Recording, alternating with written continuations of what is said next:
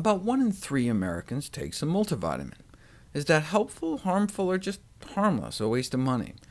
In 2011, the Iowa Women's Health Study reported that multivitamin use was associated with a higher risk of total mortality, meaning in effect women who took a multivitamin appeared to be paying to live shorter lives. But this was an observational study, meaning they didn't split them up into 2 groups, put half on a multivitamin, and see who lived longer. They just followed a large population of women over time, and found that those who happened to be taking multivitamins were more likely to die. But maybe they were taking multivitamins because they were sick? The researchers didn't find any evidence of that, but ideally what we'd have is a randomized, double-blind, placebo-controlled trial. Thousands of people followed for over a decade, half given a multivitamin, half a placebo, and see what happens. And that's what we got the following year, in 2012, the Harvard Physician Study 2. And after a decade, no effect on heart attack, stroke, or mortality. The accompanying editorial concluded that multivitamins are a distraction from effective cardiovascular disease prevention. The message needs to remain simple and focused. Heart disease can be largely prevented by healthy lifestyle changes.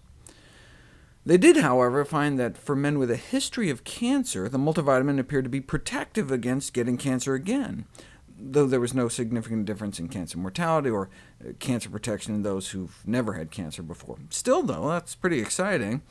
It is just one study, though. Ideally, we'd have like 20 of these placebo-controlled trials, and then compile all the results together, and that's what we got in 2013, a meta-analysis of randomized controlled trials, 21 of them, covering more than 90,000 individuals, and no influence on mortality either way.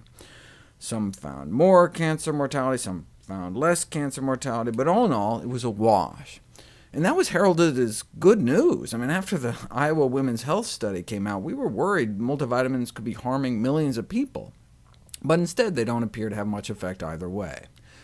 The accompanying editorial asked, should meta-analyses trump observational studies?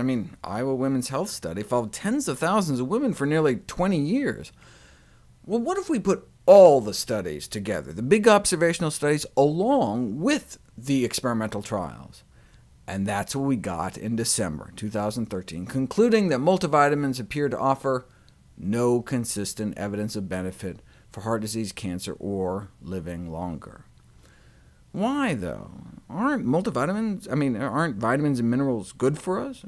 Well, one explanation for this result could be that our bodies are so complex that the effects of supplementing a few components is generally ineffective or actually does harm. Maybe we should get our nutrients in the way nature intended. The accompanying editorial concluded enough is enough. We should stop wasting our money on vitamin and mineral supplements. Americans spend billions on such supplements. A better investment in health would be eating more fruits and vegetables. Imagine if we instead spent those billions on healthy food. This is not the aisle we should be getting our nutrients from. With the money we save on pills, we can buy more of the best multivitamins on Earth.